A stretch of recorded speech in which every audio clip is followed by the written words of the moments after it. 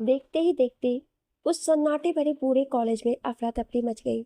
Students इधर उधर भाग रहे थे। खुद टीचर का स्टाफ भी परेशान था। किसी को कुछ समझ नहीं आ रहा था कि क्या हो रहा है। अचानक से कॉलेज में दो तीन गाड़ियां भरकर लोग आए जो पूरे कॉलेज में चारों तरफ फैल गए। और उसके बाद एक और गाड़ी गेट पार करते हुए अंदर आई, जिसमें से पहले दो गार्ड्स गन लिए बाहर निकले और एक गार्ड ने जाकर गाड़ी के पीछे का गेट खोला। तो एक आदमी जो दिखने में किसी सातिर विलेन सा लग रहा था, वो अपने कड़े तेवरों से कॉलेज को घूरते हुए बाहर आया, जिसके चेहरे पर रौब और स्टाइल में काफी घमंड, गुस्सा और नफरत भरा था।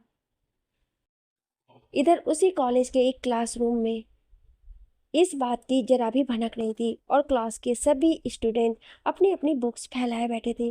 वहीं सामने उनके प्रोफेसर का लेक्चर चालू था। सारे स्टूडेंट बड़े ध्यान से प्रोफेसर की तरफ देख रहे थे। जब अचानक ही क्लासरूम के दरवाजे से दो लोग दौड़ते हुए जल्दी जल्दी अंदर आए और उनके क्लास में आते ही दो पल बाद एक और आदमी अंदर दाखिल हुआ, जो दिखने में उन दोनों आदमियों का बॉस लग रहा था। उस आदमी के हुलिये, उसके अंदाज को देखते ही सब घबराहट में इधर उधर चेहरा छुपाने लगे थे और क्लास के प्रोफेसर ने उसका रास्ता रोक लिया। ए, कौन हो तुम? यहाँ सिर्फ कॉलेज विद्यार्थी हैं। यहाँ से तुम्हें क्या चाहिए? ये ज्ञान का मंदिर है। इससे पहले प्रोफेसर अपनी बात पूरी कर पाते कि उस आदमी ने अपने एक गार्ड की तरफ देखा और गार्ड ने उसकी नजरों का इशारा समझते ही प्रोफेसर की कनपटी पर अपनी गन तान दी। वो आदमी जो उन सबका बॉस था, वो अब अपनी कड़ी तेज आवाज में फुंकारा, देख प्रोफेसर, अगर जिंदा रहना चाहता है तो चुप रहे। ज्यादा बोलने वाले लोग मुझे पसंद नहीं है। पर आप कौन हैं? क्या चाहिए आप लोगों को यहाँ? क्यों आए हैं आप? प्रोफेसर की आवाज कप आ गई थी जब वो आदमी धीरे धीरे कदम बढ़ाता हुआ आगे बढ़ने लगा और सामने बैठे हर एक स्टूडेंट की तरफ ध्यान से देख रहा था। सारे स्टूडेंट अपने अपने में सहम गए और सभी स्टूडेंट सर झुकाए बैठे, शायद भगवान से प्रार्थना कर रहे थे। वो आदमी धीरे धीरे चलता हुआ सारे स्टूडेंट की तरफ ध्यान से देखता, एकदम से हंस दिया, फिर प्रोफेसर की तरफ देखते हुए बोला, हमें तेरे ज्ञान के मंदिर से थोड़ा सा प्रसाद चाहिए मास्टर, जो मैं लेकर ही रहूंगा। इतना कहकर वो आदमी जल्दी जल्दी स्टूडेंट की तरफ बढ़ गया। अब उसकी आंखों में सख्त नफरत, चेहरे पर गुस्सा था। वो सारे स्टूडेंट को छोड़ता हुआ जिस लड़के के सामने जाकर खड़ा हुआ, वो पहले से ही सुन्न भाव से उसे देख रहा था। इससे पहले वो लड़का कुछ समझ पाता, उस आदमी ने एक झटके से उसके कॉलर को पकड़कर खड़ा कर दिया। ए, तो तू है अंशुल? वो आदमी जो भी था, पर उस लड़के अंशुल को एक जहरीली नजर से घूर रहा था, जिसे अंशुल जानता तक नहीं था। जी, जी मैं हूँ। पर आप कौन? उस आदमी की एक नजर देखने के बाद अंशुल ने नजरें नीचे झुका ली। उसके चेहरे पर डर साफ दिखाई दे रहा था और पूरी बॉडी कांप रही थी। अंशुल ने उस आदमी को पहली बार देखा था, लेकिन वो आदमी उसको जिस नजर से देख रहा था, जैसे अभी उसे कच्चा चबा जाएगा। मुझे तू नहीं जानता लड़के, पर क्या करेगा जानकर। बहुत जल्द मैं तेरी मीटिंग भगवान से करवाने वाला हूँ। उनसे करना जान पहचान, ठीक है? इतना कहते हुए उस आदमी ने अपनी बंदूक निकाली और अंशुल के माथे पर रख दी। बंदूक अंशुल पर देखकर बाकी के सारे स्टूडेंट और प्रोफेसर डर गए। खुद अंशुल की भी आंखें बंद हो गई थी। जब जाने क्या सोचकर उस आदमी ने बंदूक हटाई और उस बंदूक की नोक को कुटिल मुस्कान से देखकर अपने दोनों गार्ड्स की तरफ पलटा, जो प्रोफेसर को पकड़े उस पर गन ताने खड़ा था। ए, छोड़ दो यार, जो चाहिए वो मिल गया। अब उस मास्टर का क्या करना? उस आदमी ने हंसकर कहा और अंशुल को गुस्से में अपने साथ खींचता हुआ क्लासरूम से बाहर निकालने गया। उसके साथ ही उसके पीछे पीछे दोनों गार्ड भी वहां से चले गए। उनके जाते ही प्रोफेसर और सारे स्टूडेंट्स ने एक लंबी चैन की सांस ली और उन्हें अभी भी अंशुल की चिंता हो रही थी। वो आदमी अंशुल को खींचते हुए अपने साथ ले जा रहा था, जबकि अंशुल को कुछ समझ नहीं आया वो आदमी है कौन और उसके साथ ऐसा क्यों कर रहा है। उसका तो कोई दुश्मन भी नहीं था। जब उस आदमी ने अंशुल को लाकर कॉलेज के प्लेग्राउंड में झटक दिया, उस आदमी के साथ उसके तो गार्ड्स ही नहीं, बल्कि और भी कई सारे गार्ड्स बाहर थे, जो इस वक्त पूरा ग्राउंड चारों तरफ घेरे खड़े थे। बीच में खड़ा अंशुल सब कुछ हैरत से देख रहा था और वो इस वक्त लीडर आदमी के सामने था, जिसने उस पर वापस से गन तान दी और तंजिया हंसता हुआ बोला, तो तू है अंशु? नहीं नहीं अंश, तू अंश है ना, जिसे देखकर उस सुदास की बेटी की आंखों को सुकून मिलता है। बहुत प्यार करती है ना वो तुझसे। तो चल आज उसके प्यार का सुहा करते हैं, तेरे और तेरी इस जिंदगी के साथ। जी हाँ, मैं इरा का पति हूँ। पर आप हैं कौन? आप मुझे मुझे मारना क्यों चाहते हैं? मैंने क्या किया है? मैं तो आपको जानता भी नहीं। अंशुल की आवाज में लरजपन जरूर था, लेकिन बात उसकी जान पर बन गई थी। तो आखिर कुछ ना कुछ तो बोलना ही था। अंशुल की आवाज में जहाँ डर के साथ साथ एक अनजान सी मासूमियत थी, वहीं वो आदमी उस पर जोर जोर से मजाकिया हंस दिया और उसके साथ आए हुए 20-25 गार्ड्स भी ठहाका मारकर हंसने लगे। अरे अरे, तो बच्चे को नहीं पता है कि कौन हूं मैं? जी नहीं, बिल्कुल भी नहीं।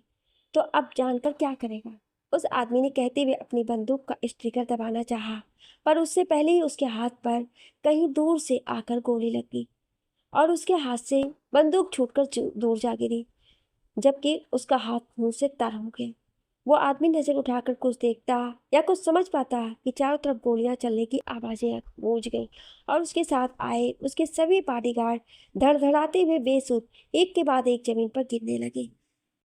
2 पल में ही कॉलेज के ग्राउंड में लाशों का ढेर लग गया और चारों तरफ लाशें ही लाशें थी। उस आदमी के सारे गार्ड्स औंधे मुंह पड़े थे, जो अब मर चुके थे।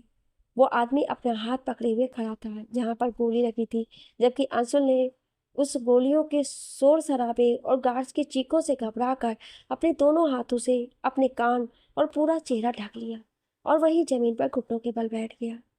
थोड़ी देर बाद जब गोलियां चलना बंद हुई तो उसने धीरे से अपनी आंखें खोली और सामने का नजारा देखकर जैसे एक झटके में उठ खड़ा हो गया। चारों तरफ पड़े आदमियों की लाशें ही लाशें थीं, जो कुछ जख्मी हुए से और मरने की कगार पर पड़े कराह रहे थे। वहीं वो आदमी जो अंशुल को मारने आया था, वो लीडर भी अपनी चारों तरफ घूम घूम कर देख रहा था। जब उसकी घबराहट से जान जाने लगी, वह अंशुल के पास से हटकर मरे कदमों से पीछे जाने लगा। जब उसे लगा कि जैसे किसी ने पीछे से उसके सर पर बंदूक की नोक रख दी है, वो डरते हुए झटके से पलटा तो सामने उसकी मौत थी, यानी इरा देशमुख। ब्लैक जीन्स पर वाइट टॉप पहने, टॉप पर ही एक और छोटी सी ब्लैक लेदर की जैकेट, जिसके सामने से खुली पूरी चैन, शोल्डर तक बिखरे घने बाल, लंबी पलकें, सुर्ख होठ, बगैर किसी मेकअप का नेचुरल ग्लो करता चमक रहा पूरा गुलाबी चेहरा इरा बला लग रही थी, जो किसी को भी अट्रैक्ट कर सकता था। पर कोई आग से खेल कैसे जाता, क्योंकि इरा जो कि एक ज्वाला थी। इरा तुम? उस आदमी के खाली होठ हिले थे जब सामने खड़ी उस लड़की इरा ने बड़ी ही प्यारी सी मुस्कुराहट से उसे देखा था। अरे क्या हुआ विराट? अपनी मौत सामने देखकर डर गए क्या तुम? अरे तुम तो मौत के बादशाह हो ना। जब अपनी जान पर आई तो इतनी तकलीफ क्यों? वो आदमी यानी विराट फिर से हाकलाया। इरा, इरा देखो, इरा अगर तुमने मुझे कुछ किया तो मैं तुम्हें। विराट और कुछ बोलता कि इरा ने उसके मुंह पर एक जोरदार पंच जड़ दिया, जिससे उसके मुंह से फवारे सा खून बहने लगा और कई सारे दांत टूटकर बाहर आ गए। विराट दर्द में चीख उठा। उसे देखने के लिए इरा के पास टाइम कहाँ था। वो उसे इग्नोर करके सीधा अंशुल की तरफ चली गई, जो उसे और उस विराट को बड़ी हैरत और खौफ खाई नजरों से देख रहा था। इरा के साथ उसके काले कपड़ों में कई सारे गार्ड्स भी मौजूद थे, जिन्होंने विराट को चारों तरफ से घेर लिया और कुछ उन लाश हो चुके विराट के गार्ड्स को चेक कर रहे थे। जो जिंदा होता तो उस पर वापस गोली चला देती। अंशु, अंशु मेरी जान, तुम ठीक तो हो ना माय लव? इरा ने अपनी गन एक गार्ड की तरफ उछाल दी और जल्दी से अंशुल का चेहरा अपने दोनों हाथों में भरकर बेतहासा उसे चूम डाला। हाँ, हाँ इरा, मैं ठीक हूँ। लेकिन तुमने ये सब क्या किया इरा? अंशुल ने इरा का हाथ पकड़कर अपने चेहरे से अलग किया और मुड़कर चारों तरफ पड़ी लाशों को देखने लगा। ये सब करने की क्या जरूरत थी इरा? यार तुमने इतने सारे लोगों को सच में मार डाला। तुम्हें इस पर ध्यान देने की जरूरत नहीं अंशु। ये वो गंदी नाली के कीड़े हैं जिन्हें खत्म करने को दवाई डालनी ही पड़ी।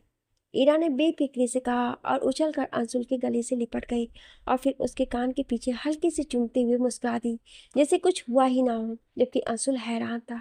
ईरा, बहुत गलत बात है। मैंने तुमसे कितनी बार कहा है कि अपनी पावर का गलत फायदा मत उठाया करो। क्यों मारा तुमने सबको? अंशुल सिसक कर बोला, क्योंकि इरा ने प्यार ही प्यार में उसके कान में अपने दांत गड़ा दिए थे। इरा अंशुल की सिसकी पर एक आंख विंग किए चहक कर बोली, हाँ तो क्या करती मैं? तुम्हें बताओ, मैं क्या उनसे कहती कि आओ तुम सब हमें मार डालो? नहीं ना इरा, तुम शांति से बात कर सकती हो, हमेशा मारना जान लेना जरूरी तो नहीं। अंशुल बेकरारी से बोल रहा था, वहीं इरा को कोई फर्क नहीं पड़ रहा था ये सब करके। अंशु माय लव, मुझे बात करना नहीं आता है, और अगर हमने इनको नहीं मारा होता तो ये लोग हमें मार देते। लेकिन इरा ये तो, अंशुल अभी कुछ कहता कि इरा उससे अलग हट गई और अब उसकी नजरें विराट की तरफ थी। विराट, तूने अब तक मुझ पर बहुत बार अटैक करवाए, मुझे रोकना चाहा, ओके, आई अंडरस्टैंड। ये सब तेरी गंदी फितरत है जो कभी नहीं बदल सकती, लेकिन आज तूने कुछ ज्यादा ही बुरा कर डाला। इरा ने मुस्कुराते हुए दांत पीस कर जो कहा, उससे विराट के चेहरे पर एक तंजिया हंसी आ गई। लेकिन इरा की पूरी बात सुनकर वो सदमे में जा पहुंचा और उसकी रूह कांप उठी जब इरा ये बोली कि विराट, आज तूने जो भी करने की कोशिश की वो बड़ा खतरनाक कर दिया तूने। मेरे लिए नहीं रे, तेरे खुद के लिए। अब तेरा क्या होगा सोच। नहीं इरा, मुझे पता है तुम मुझे कुछ नहीं कर सकती, तुम्हारे बाप ने तुम्हें इसकी परमिशन नहीं दी है। विराट बोलना जरूर चाह रहा था, लेकिन इरा के सामने देखकर उसके डर के मारे हालत डाउन थी। अरे मेरे बाप ने परमिशन नहीं दी है, लेकिन इतनी कि मैं तुझे कुछ नहीं कर सकती। लेकिन उन्होंने ये नहीं बोला था कि तू मेरे प्यार पर नजर डाले, तब भी मैं चुप रहूं। क्या क्या करोगी तुम? देखो इरा, तुम मुझे कुछ नहीं करोगी, मैं कह रहा हूं ना, तुम मुझे मार नहीं सकती। विराट उधर से 2 कदम पीछे हटने लगा जब अंशुल जल्दी जल्दी इरा के पास आकर उसके सामने खड़ा हो गया। देखो इरा, तुम बहुत सारी जान ऑलरेडी ले चुकी हो, खबरदार जो अब तुमने एक भी गोली चलाई या किसी को मारा तो जाने दो इनको, ये अब ऐसा नहीं करेंगे। इन्हें नहीं पता था शायद इरा कि मैं क्या हूँ तुम्हारे लिए, वरना ये ऐसा कुछ नहीं करते। अंशुल अभी कह ही रहा था जब एक गार्ड ने इरा से आकर कहा, मैडम इस विराट का करना क्या है? आप कहें तो अभी के अभी इसे पाताल लोक पहुंचा दो। वो वार्ड बोल ही रहा था जब अंशुल ने उसे तिरछी नजर से घूरा और गार्ड चुप रह गया, क्योंकि वो इरा का अंशुल था जो अगर इशारा भी कर देता तो इरा बगैर किसी सवाल जवाब के उसे मौत के घाट उतार देती। गार्ड पीछे हट गया और अंशुल वापस इरा को देखने लगा तो वो बोली, फिर क्या करूं इस विराट का, तुम बताओ अंश। इरा ने अपना एक हाथ अंशुल के गाल पर रख दिया था और अंगूठे से उसे रब करते हुए प्यार से पूछा, बोलो अंश, क्या करूं इस दुश्मन का जिसके हाथ तुम तक पहुंच गए आज? छोड़ दो इसे इरा, मुझे नहीं लगता ये दोबारा ऐसा कुछ करेगा। अंशुल ने इरा का हाथ हटाते हुए कहा और वो हंसती, हाय तुम्हारी इसी प्यारी सी अदा पर तो मैं फिदा हो जाती हूँ मेरे दिलबर। इरा ने अंशुल की आंखों में देखते हुए बिना पलक झपकाए उसके हल्के हल्के हिल रहे ऑरेंज होठों पर अपने होठ रख दिए। इरा के अंशुल को किस करते ही उसके साथ आए सारे गार्ड चुपचाप सर झुकाए खड़े रह गए और इरा अपना एक हाथ अंशुल के गले में फंसाए दूसरे हाथ से उसका चेहरा थामे उसके होठों पर बेपरवाह सी बेतहासा डीप किस किए जा रही थी। अंशुल भी इरा की मदोसी में चुपचाप होकर रह गया, क्योंकि वो इरा से खुद को छुड़ा भी तो नहीं सकता था जब तक इरा खुद नहीं चाहती। अंशुल तो खामोश था और वहीं इरा भी उसको पकड़े उसके करीब थी जब सडनली अंशुल के कानों में किसी के चीखने की आवाज आई और उसने झटके से इरा को छोड़ दिया। और जैसे ही उसने पीछे पलट कर देखा तो सामने विराट जमीन पर गिर पड़ा था जिसको गोली लगी थी, पर उसे गोली किसने मारी अंशुल को ये समझ नहीं आया था जब उसकी नज़र इरा के हाथ पर गई जो अपने एक हाथ उसकी गाल सहला रही थी, जबकि अपने दूसरे हाथ में पकड़ी गन वो बड़ी आराम से अपनी जैकेट के पीछे जींस में लगा रही थी। अंशु जैसे आंखें छोटी किए हैरत से इरा को देख रहा था जब इरा ने मुस्कुराते हुए उसके गाल पर थपथपा दिया और आंख बिंग करते हुए हंसकर बोली, कोई मेरी जान की तरफ आंख उठाकर देखेगा तो मैं उसकी जान बख्श दूंगी क्या? इरा, इसे तुमने मारा है, पर कैसे? तुम तो मुझे। अंशुल को अब भी हैरत थी, आखिर इरा ऐसा कैसे कर सकती है? वो उसे किस करते हुए उसकी आगोश में खोकर भी कैसे आंख बंद किए बिना देखे किसी पर ऐसे वार कर सकती है, और वो भी ऐसा वार कि सीधा उसका एक वार सामने वाले की जान ले गया। इरा, तुमने कैसे किया ये? अंशु ने इरा की आंखों में आंखें डालते हुए पूछा था, जिस पर इरा ने ना में सर हिला दिया। ये मैंने नहीं किया मेरी जान। नो, इरा झूठ मत बोलो। तो फिर जब सच जानते हो तो फिर पूछ क्यों रहे हो? इरा अंशु से कहते हुए उसी खुशगवार मोड में पलट गई, क्योंकि एक और गाड़ी आकर वहां रुकी थी, जिसमें से निकलकर इरा का सबसे अच्छा दोस्त राज गाड़ी से बाहर आया था और उसे देखते हुए इरा उसकी तरफ आ गई।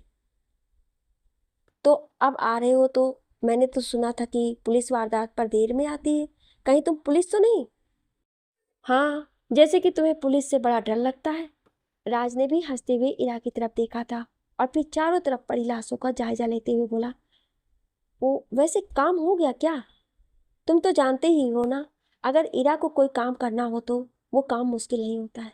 वैसे विराट अपने इस दिन को कोस रहा होगा आज। राज वापस से चारों तरफ पड़ी लाशों को देखते हुए आखिर में विराट को देखा था, जो खुद भी अब जान से जा चुका था। हाँ, कोसना भी चाहिए था। उसने किस पर हाथ डाला था, इसका भी तो उसे अंदाजा होना चाहिए। इरा ने राज से कहते हुए पलट कर पीछे खड़े अंशुल की तरफ देखा और मुस्कुरा दी, तो उसके साथ ही साथ राज को भी हंसी आ गई। हाँ, वो तो है इरा, मान गए भाई तुम्हें। अब चले क्या घर? राज ने जैसे ही इरा से कहा, अंशुल फौरन दौड़ते हुए उसके सामने आकर खड़ा हो गया।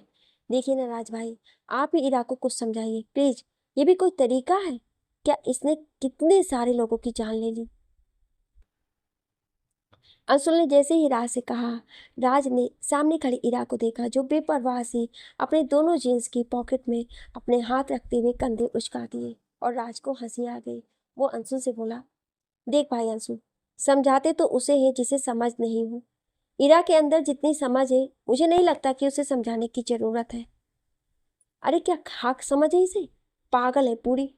अंशुल, ये तुम कह सकते हो, मैं नहीं, क्योंकि तुम इरा के अंशुल हो। मेरी तो ये जान ही ले लेगी। राज ने हंसते हुए कहा और इरा को देखने लगा। हाँ, आप भी इसी के साइड ही हैं, मुझे पता है।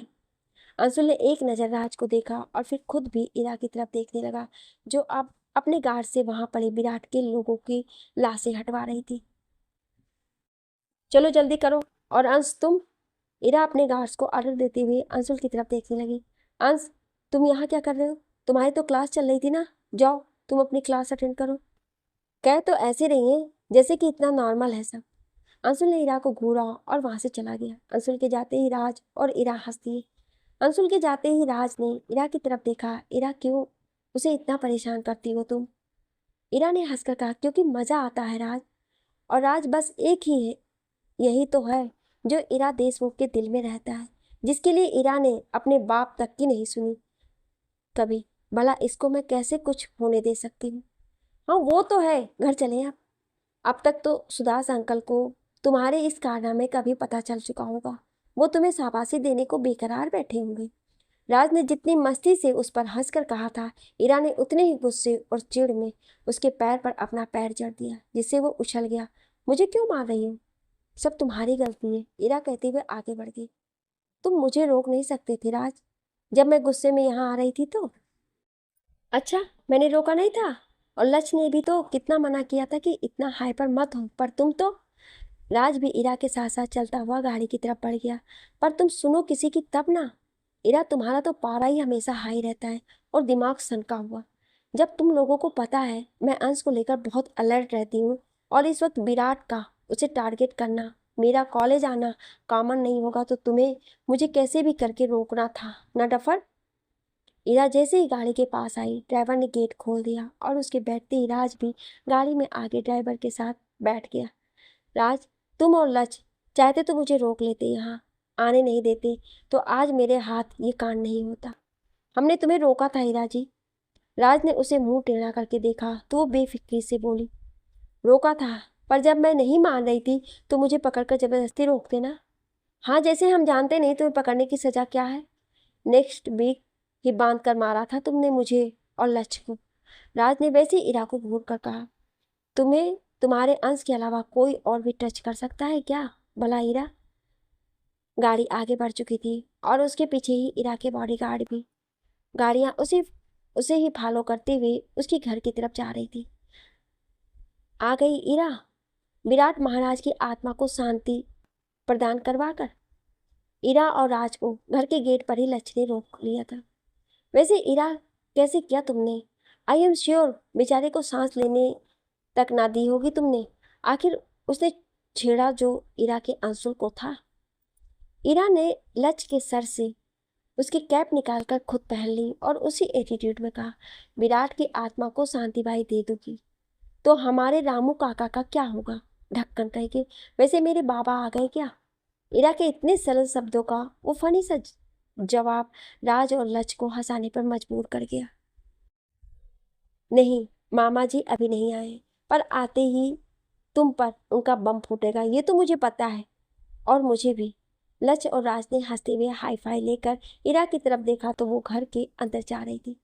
अगर तुम मेरे कजिन नहीं होते लच, तो मेरी गन की एक गोली मैं तुम्हारे नाम कर चुकी होती अब तक, इरा ने बुलंद आवाज में कहा था। वो जब घर के अंदर आई तो वहीं लिविंग में उसकी बुआ यानी कि लच की माँ अपने दूसरे बेटे प्रत्युष के बालों में मसाज कर रही थी, जो उनकी गोद में सर रखे नीचे बैठा था और माला सोफे पर। क्या बुआ हमेशा प्रत्युष भैया में ही लगी रहती है? आप कभी अपने भतीजी पर भी ध्यान दिया कीजिए। इरा ने प्रत्युष का हाथ पकड़कर उसे अपनी पूरी ताकत से खींचते हुए माला की गोद से अलग किया और खुद उसकी जगह पर बैठ गई। हटिए भैया, अब मेरी बारी। प्रत्युष लच का बड़ा भाई जरूर था, पर जिस एक्सीडेंट में इरा की माँ और माला के पति का देहांत हुआ था, उसी में प्रत्युष पर भी बुरा असर हुआ, जिससे वो था तो 28 साल का, लेकिन उसका माइंड किसी छोटे से बच्चे जैसा हो गया और उसकी हरकतें भी छोटे बच्चों से थी। खेलना, खाना, छोटी छोटी बातों पर बच्चों सा खुश हो जाना, जबकि शरीर से वो किसी अच्छे खासे 6 पैक वाले इंसान को भी मात दे जाता। इरा, तुमको तो आयल से नफरत है ना? माला ने उसके चमकते सुलझे सुलझे सिल्की बालों में अपने दोनों हाथ चलाते हुए कहा था। तुम आयल क्यों नहीं करवाती? बाल देख कैसे बेजान हो रहे हैं। हाँ तो आप क्या चाहती हैं? आयल लगाकर चंपू बन जाऊं, ताकि हमारी सेफ को पकौड़े तलने के लिए मेरे बालों ने तेल निचोड़ना पड़े? इरा, तुमसे कोई जीत नहीं सकता। माला की उंगलियां इरा के बालों से खेल रही थी। मुझे समझ नहीं आता इरा, जहाँ तुम्हारी उम्र की लड़कियों को सजना संवरना बहाता है, श्रृंगार में वो कैसे परियां लगती हैं, वहीं तुम जाने ही क्या लेडी डॉन बनी घूमा करती हो अपने इन दो निकम्मे बंदरों के साथ। मम्मी, मैं आपको बंदर लगता हूँ क्या? और राज तो लच फौरन कुछ कहने को हुआ था जब राज बोल उठा, नहीं लच, उन्होंने तुझे निकम्मा बंदर बोला है बालक। वैसे बुआ, आप लड़कियों की बात कर रही थी, वो कैसी होती है? आई मीन कैसी दिखती होंगी? I don't know. लच, तुझे पता है क्या? मुझे कैसे पता होगा? मेरे घर में कौन सी लड़कियों की फैक्ट्री है? लच ने राज को देखते हुए इरा का मजाक बनाया था, तो उसने वहीं जमीन पर बैठे बैठे ही लच की टांगों पर जोर से किक चढ़ दी और वो उछल गया। मुझे क्यों मार रही हो इरा? तुम कहाँ से लड़की लगती हो? तुम तो पूरी छोटे सुदास मामा लगती हो, फ्रेंच कट वाली। इरा, आज क्या करके आई हो तुम, पता है? सुबह से टीवी पर कॉलेज ही दिखा रहे हैं। क्यों करती हो तुम बेटा ये सब? माला की बात पर इरा ने आंखें खोलकर राज की तरफ देखा तो उसने हाथ खड़े कर दिए। इरा, मुझे नहीं पता वहां मीडिया कैसे पहुंच गई। Bye God. राज को इग्नोर किए इरा ने फिर से आंखें बंद करके पीछे माला की गोद में सर टिका दिया तो माला फिर से बोली, अब जब तुम ऐसे खुलेआम कांड करोगी इरा, तो हंगामा मचेगा ही ना। बुआ, उसने मेरे आंसू को छुआ था। और इरा अभी अपनी बात पूरी कर पाती जब घर के अंदर दाखिल होते उसके बाबा सुदास देशमुख की आवाज गूंज उठी।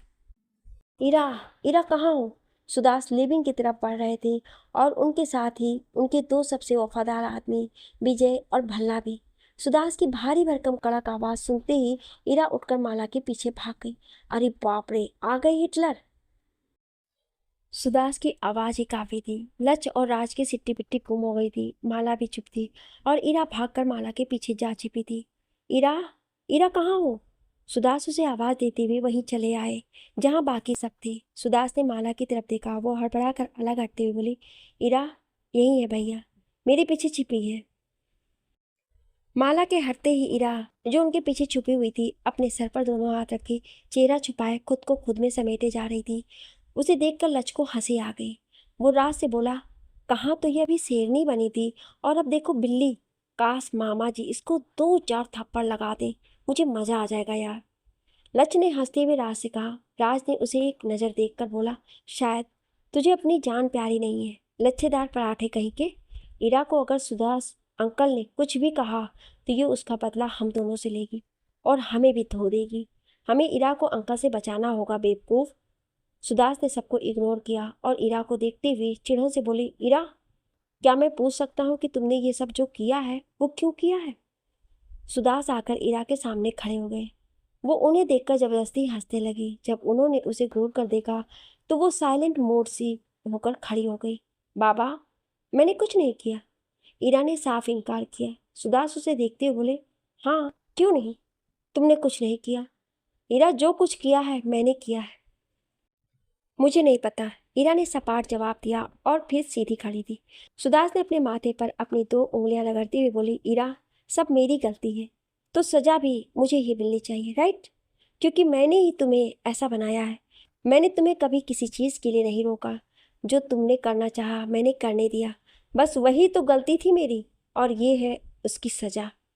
हाँ वही तो बाबा, आपने गलती कर दी मुझे इतना खुला छोड़कर, है ना लच? अब आज़ादी मिली है तो एंजॉय तो करना बनता है ना? इरा ने लच की तरफ देखकर कहा और उसे आंखें दिखाते हुए कुछ बोलने का इशारा किया। वो हड़बड़ाते हुए बोला, जी वही तो मामा जी। अब जब शेरनी को पिंजड़े से निकालोगे तो वो दहाड़ तो मारेगी ही ना, राइट? राज, तू बोलना, कुछ खड़ा क्यों है? हाँ मुझे भी यही लगता है।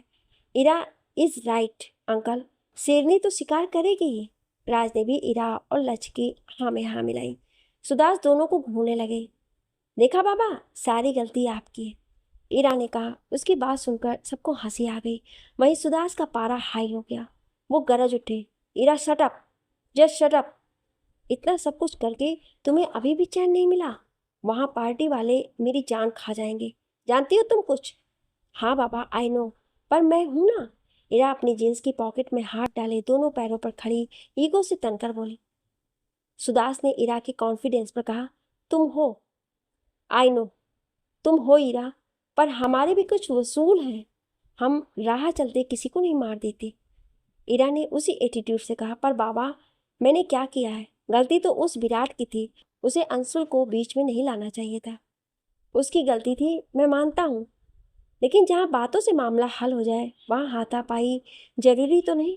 विराट की मौत पर उसका बेटा अभय चुप नहीं बैठेगा और ना ही विराट के लोग। इरा, मैं नहीं चाहता कि तुम पर कोई आँच आए और तुम हो कि आँच क्या, मैं पूरा गैस सिलेंडर। इरा सुदास की बातों के बीच में बोली थी।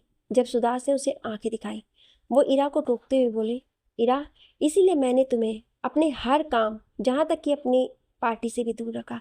लेकिन तुम हो कि अब तो विराट के लोगों को बहाना मिल जाएगा मेरे खिलाफ बोलने का, और मैं या तो पार्टी छोड़ दूँ या ले जाने दूँ टिकट किसी भी ऐरे गहरे को, या सबसे दुश्मनी लेता रहूं। बाबा मैंने कुछ नहीं किया, इरा एक बार फिर से बोली। सुदास भड़क उठे, अच्छा तुमने कुछ नहीं किया? और जो हुआ वो सब क्या था? बहुत शौक है ना तुम्हें? चलो आज से 1 हफ्ते तक तुम्हारा गन यूज करना बंद। सुदास ने फैसला सुनाया। इरा जल्दी से बोली, बाबा। सुदास ने फौरन कहा, 2 हफ्ते तक। लेकिन बाबा, इरा ने फिर से मुंह खोला। जब सुदास ने कहा 3 हफ्ते तक, सुदास बोलते जा रहे थे और इरा ने अपने मुंह पर दोनों हाथ रख के जैसे सेलो टेप मार लिए। ठीक है, 3 हफ्ते तक अपनी गन नहीं यूज करूंगी, अब खुश?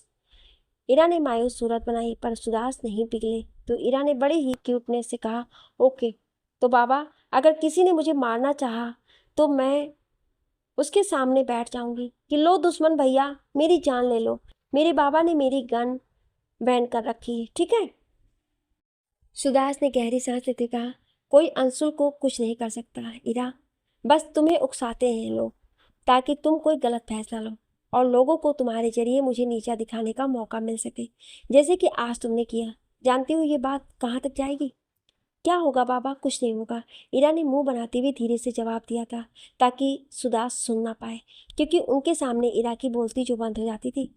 वो बस उनसे ही तो डरती थी, शायद वो भी थोड़ा बहुत, या बस इज्जत करती थी, डरती नहीं थी। उसने तो धीरे से ही कहा था, पर उसकी बात शायद सुदास ने सुन ली और अब वो उसे गुस्से में घूरते हुए डांटने लगे। अच्छा, तुम्हें बहुत पता है कुछ नहीं होगा, वहाँ पार्टी वाले मेरी जान खा जाएंगे। वो सिद्धार्थ जो कब से घात लगाए बैठा है, तुमने उसे मौका दे ही दिया ईरा। और उसके साथ विराट का बेटा अभय, क्या वो चुप बैठेगा? मुझे बताओ जरा तुम। बाबा, मुझे किसी से डर नहीं लगता। अगर बात मेरे अंशुल पर आ जाएगी तो मैं पीछे नहीं हटूंगी। जब मैं आपके मामले में नहीं आती, ना ही किसी से कोई दुश्मनी या दोस्ती रखती हूँ, तो कोई मेरे मामले में क्यों आता है? कौन आता है तुम्हारे मामले में ईरा? आपकी पार्टी वाले जो आपसे जलते हैं, वो मुझे क्यों निशाना बनाते हैं बाबा? यही तो बात है ना ईरा, कि वो लोग बस तुम्हें उकसाते हैं कि तुम कोई गलती करो तो वो तुम्हारे जरिए मुझ तक पहुंच सके। जो मेरा मुकाबला नहीं कर सकते, वो मेरे पीठ पीछे वार करते हैं, तुम्हें छेड़ कर। तुम समझते क्यों नहीं? बाबा, मैं सब समझती हूँ। समझते तो आपके वो अपोजिट दुश्मन नहीं है, जिन्हें अब मैं एक एक कर ऐसे ही खत्म कर दूंगी। ईरा, तुम्हारा दिमाग खराब है क्या? नहीं बाबा, मेरा दिमाग तो नहीं खराब है, लेकिन अगर कोई मेरे अंशुल को टच करेगा तो शायद मेरा दिमाग खराब हो जाएगा। और अगर मेरा दिमाग खराब हुआ तो मैं सबकी जिंदगी खराब कर दूंगी। ईरा, मैं नहीं चाहता कि तुम पर किसी भी चीज का असर हो, इसलिए मैं तुम्हें खुद से दूर रखता हूँ। अपने काम से, अपनी पार्टी से, हर चीज से दूर रखता हूँ। फिर भी तुम पता नहीं कैसे इन सब चीजों में इन्वॉल्व हो जाती हो। बाबा, अगर वो लोग मुझे इन्वॉल्व करें तो ठीक है, मैं उनसे भिड़ सकती हूँ, क्योंकि मैं भी आपकी ही बेटी हूँ और मेरी रगों में आपका खून है। मैं डरने वाली नहीं हूँ। पर वो लोग इन्वॉल्व करते हैं तो मेरी जान, मेरे अंशुल को, इसके बदले मैं उन्हें सजा तो दूंगी ही ना बाबा। ईरा, तुम समझती क्यों नहीं? मैं सुदास ईरा को देखते हुए अभी कुछ कहने ही वाले थे, जब ईरा अपने दोनों पैरों पर खड़ी होकर दोनों हाथ पीछे बांधते हुए तनकर बोली, बाबा, मेरा तो वसूल है। अगर कोई मुझे छेड़ेगा तो उसे झेलना पड़ेगा, क्योंकि मैं किसी को छेड़ती नहीं, और जो मुझे छेड़े तो मैं उन्हें छोड़ती नहीं। बाबा, जब सबको पता है मैं अंशुल को लेकर कितनी पजेसिव हूँ, लेकिन फिर भी सब लोग मेरी इसी दुखती रग पर वार करते हैं, मैं कैसे चुप बैठ जाऊं? आई लव अंशुल बाबा। हाँ, तो ये तमाशा करना जरूरी था क्या हीरा? क्या जरूरत थी तुम्हें विराट पर गोली चलाने की? उससे बात भी तो कर सकती थी ना तुम। तो क्या बात करती मैं उनसे? उसने गन तान रखी थी मेरी अंशुल पर, जो देख कर ही मेरा खून खौल गया। इरा अपने बाबा सुदास के सामने खड़ी सर झुकाए बोल रही थी। जब सुदास ने उसे 2 पल देखा और खामोशी से वहां से हटते हुए लच और राज की तरफ आ गए। अभी वो दोनों कुछ समझ पाते कि सुदास ने उन दोनों के गाल पर जोरदार थप्पड़ जड़ दिए, जिससे वो दोनों घबरा गए और अपना अपना गाल सहलाते हुए एक दूसरे को देखने लगे। सुदास ने उन दोनों को उंगली दिखाते हुए गुस्से में डांटा, तुम दोनों की वजह से ही ये लड़की इतनी बिगड़ी है। उस वक्त तुम दोनों कहाँ थे जब ये सारा तमाशा कर रही थी? तुम इसे रोक नहीं सकते थे? सुदास दोनों को डांट रहे थे, पर दोनों खामोश खड़े रहे। तभी घर के मेन गेट से आता हुआ अंशुल दिखाई दिया। इसे देखकर सुदास खुश हो गए। आ गए मेरे बेटा, आओ आओ माय सन अंशुल, आज तुम कॉलेज से जल्दी आ गए। सुदास ने जल्दी से आगे बढ़कर खुशी से कहा और फिर उसे लेकर पास ही के सोफे पर बैठ गए। अंशुल, बस एक तुम ही हो इस घर में जो मुझे पसंद हो, बाकी ये सब तो। सुदास ने अंशुल से कहते हुए घूरती निगाहों से इरा, लच और राज को देखा। वो तीनों मासूम सा मुंह बनाकर रह गए। अंशुल ने सुदास से पूछा, बाबा, आप कब आए घर? बस अभी आया बेटा। वैसे क्या बात है अंशुल, आज तुम कॉलेज से जल्दी आ गए? हाँ बाबा, कॉलेज में छुट्टी हो गई ना, इसलिए, अंशुल ने आहिस्ता से जवाब दिया। अच्छा, लेकिन क्यों छुट्टी हो गई? बाबा, क्योंकि ईरा ने जो कॉलेज में तमाशा किया, उसकी वजह से सारे स्टूडेंट बहुत डरे हुए थे, तो कॉलेज वालों ने सबको घर भेज दिया। अंशुल ने उसी तरह अपनी सर्द आवाज में कहा। सुदास को और भी गुस्सा आ गया। उन्होंने दूर खड़ी ईरा की तरफ देखा और उसी तरह गुस्से में बोले, देखा तुमने, देख लो तुम, अब तुम्हारी वजह से तुम्हारे अंशुल को भी तुम्हारी प्रॉब्लम हुई ना। अब कुछ जवाब दोगी तुम इस पर ईरा? जवाब क्या देना बाबा? अगर एक दिन कॉलेज बंक हो गया तो क्या ये फेल हो जाएगा? ईरा ने उसी तरह एटीट्यूड वाले अंदाज में तन कर जवाब दिया। सुदास का खून खौल गया था। वहीं राज और लच समेत सभी को भी हंसी आ गई थी। ईरा, तुमसे कोई जीत नहीं सकता है ना? सुदास ने जलकर ईरा को डांटा। बाबा, मैंने क्या किया है? ईरा, मैं तुम्हारा क्या करूं? ईरा का ये नॉर्मल अंदाज देखकर सुदास को गुस्सा आ गया था। वो उसे गुस्से में कुछ कहने ही वाले थे कि जल्दी से अंशुल ने उन्हें थाम लिया। अपनी नर्म और सर्द भरी आवाज में बोला, अरे कोई बात नहीं बाबा, इरा की गलती नहीं है, मैं वाकई बहुत डर गया था जब उस आदमी विराट ने मुझ पर गन रखी थी। इरा ने तो मुझे बचाया है बाबा। अंशु, तुम भी अब इसे हमेशा सपोर्ट कर रहे हो, जिसकी वजह से हमेशा तुम्हें प्रॉब्लम होती है बेटा। कोई बात नहीं बाबा, मुझे इरा से कोई प्रॉब्लम नहीं। अंशुल नॉर्मली सुधा से बातें कर रहा था जब राज और लच एक दूसरे की तरफ देखते हुए इरा की हालत पर हंस दिए। इसे इरा से प्रॉब्लम नहीं है, या फिर इरा से ही प्रॉब्लम है। वैसे इरा, अगर इसने तुम्हारे खिलाफ सुदास मामा के कान भर दिए ना, तो इरा तुम तो गई बेटा। लच ने धीरे से झुककर इरा के कान में कहा। इरा ने उसे घूरती निगाहों से देखा। लच की हाँ में हाँ मिलाते हुए अब राज बोला, इरा, जिसे कॉलेज बचाने गई थी, मुझे लगता है यही अब तुम्हें तुम्हारे बाबा के सामने फंसाने वाला है बेटा। क्या करोगी अब तुम? राज और लच दोनों इरा का मजाक बनाते हुए एक दूसरे से हाई फाई लेते हुए हंस दिए। इरा ने उन दोनों के पैरों पर अपना एक एक पैर जोर से जड़ दिया, जिससे वो दोनों उछल गए। अच्छा अंशुल बेटा, तुम फ्रेश हो जाओ, उसके बाद हम खाना खाएंगे। सुदास ने अंशुल का शोल्डर थपथपाते हुए प्यार से कहा। जी बाबा, जरूर। अंशुल ने भी धीरे से जवाब दिया और उठकर कमरे की तरफ चला गया। पीछे से सुदास ने उसे पुकारा, अंशुल सुनो जरा। सुदास की आवाज़ सुनकर अंशुल उनकी तरफ पलटा। जी हाँ बाबा। बेटा, इस लड़की पर तुम्हारा तो कंट्रोल है ना, इसको कुछ समझाओ, ये लड़की मुझे पागल करके छोड़ देगी। सुदास ने अंशुल से कहते हुए इरा की तरफ घूरती निगाहों से देखा। अंशुल की भी नजर इरा की तरफ गई, जो क्यूट सा मुंह बनाए अंशुल को ही देख रही थी। अंशुल को हंसी आ गई। उसने सुदास की तरफ देखते हुए जवाब दिया, बाबा समझाते तो उसे है ना, जिसमें समझ ना हो, और इरा तो बहुत समझदार है। ये लो भाई अंशुल, अब तो तुम भी इसे ही सपोर्ट करोगे। ये दो लंगूर कम थे क्या? सुदास ने राज और लच की तरफ घूर कर देखा। अरे नहीं बाबा, मैं भला इरा को सपोर्ट क्यों करूँगा, लेकिन आज इसने जो किया वो सही था। प्लीज इस पर गुस्सा मत कीजिएगा। अरे, इस पर मेरे गुस्से का कोई असर भी होता है अंशुल? सुदास ने अंशुल से कहा और उठकर वहां से चले गए। अंशुल भी अपने कमरे की तरफ बढ़ गया। जब सबके जाते ही राज और लच एक बार फिर से इरा पर हंस दिए, जिन्हें इरा मारने दौड़ी थी। तुम दोनों की जान ले लूंगी मैं, मेरा मजाक बनाते हो गधे कहीं के।